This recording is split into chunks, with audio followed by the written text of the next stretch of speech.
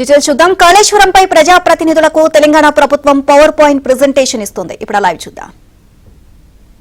ఆంధ్రప్రదేశ్ కు కృష్ణా నదీ జలాల అక్రమ మళ్లింపు సంబంధించిన సమస్యలు, నీటి పంపకంపై సంఘటనల క్రోనాలజీ, అదే విధంగా ప్రస్తుత కార్యాచరణ, ఈ విధంగా మనం ఇప్పుడు will go forward this presentation.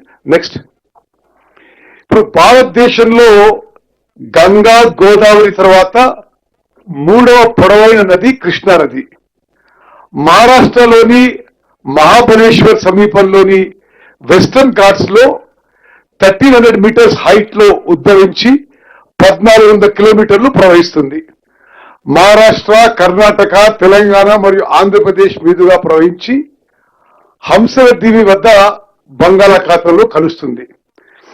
నదికి ప్రధాన ఉపనదులు ఘటప్రభ నది, మలప్రభ నది, భీమా, తుంగభద్ర మరియు మూసీ నదులు ఉన్నాయి.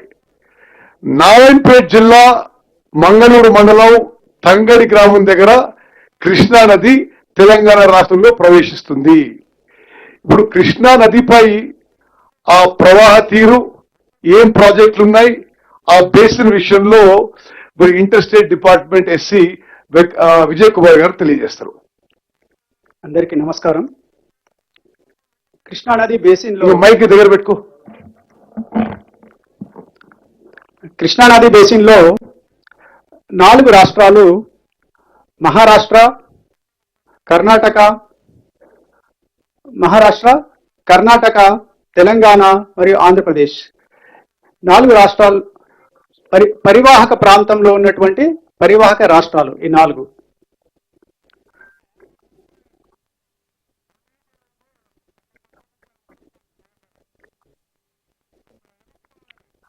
సో వీటిలో ప్రధానంగా మనకి ప్రధాన కృష్ణానది మహాబలేశ్వర్ వద్ద మొదలై